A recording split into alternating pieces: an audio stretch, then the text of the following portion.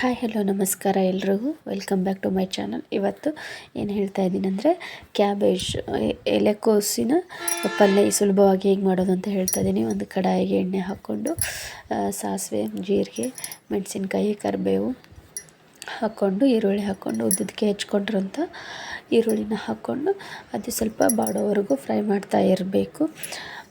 ಅದಾದಮೇಲೆ ಉದ್ದಕ್ಕೆ ತೆಳ್ಳಗೆ ಹೆಚ್ಕೊಂಡಿರುವಂತಹ ಕ್ಯಾಬೇಜ್ನ ತುಂಬ ತೆಳುವಾಗಿ ಹೆಚ್ಕೋಬೇಕು.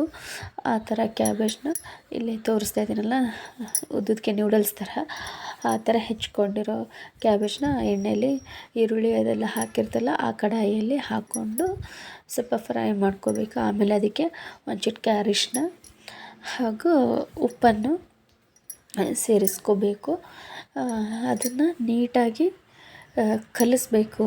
ಇದು ಕ್ಯಾಬೇಜು ತುಂಬ ಅಂದರೆ ತುಂಬ ಒಳ್ಳೆಯದು. ನಮ್ಮ ಚರ್ಮಕ್ಕೆ ಗ್ಲೋ ಆಗುತ್ತೆ ಸ್ಕಿನ್ನು, ಮತ್ತು ಈಸಿಯಾಗಿ ಕೂಡ ಮಾಡ್ಕೋಬೋದು. ನೋಡಿ, ಒಂದು ಸ್ವಲ್ಪ ಉಪ್ಪು ಮತ್ತು ಅರಿಶಿನ, ಮುಂಚೆ ಮೆಣಸಿನ್ಕಾಯಿ ಹಾಕಿದ್ನಲ್ಲ, ಈರುಳ್ಳಿ ಮೆಣಸಿನ್ಕಾಯಿ ಅದನ್ನ ಹಾಕ್ಕೊಂಡು ಒಂದು 3-4 ನಿಮಿಷ ಸ್ಟೀಮಲ್ಲಿ ಇಟ್ಬಿಡಬೇಕು. ಸಿಮ್ಮಲ್ಲಿ ಇಟ್ಕೊಂಡು ಒಂದು ಪ್ಲೇಟ್ ಮುಚ್ಚಿ ಇಟ್ಬಿಟ್ರೆ ಅದು ಇಷ್ಟು ಜಾಸ್ತಿ ಕಾಣಿಸುತ್ತಲ್ಲ, ಅದು ಆಮೇಲೆ ಸಿಂಕ್ ಆದಂಗಾಗಿ ಸ್ವಲ್ಪ ಆಗಿಬಿಡುತ್ತೆ.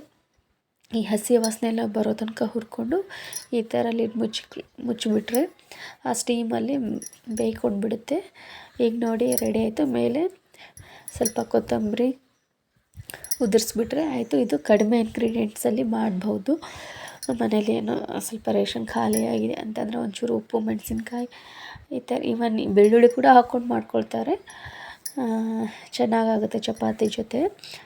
ನೀವು ಒಂದ್ಸಲ ಟ್ರೈ ಮಾಡಿ ನೋಡಿ.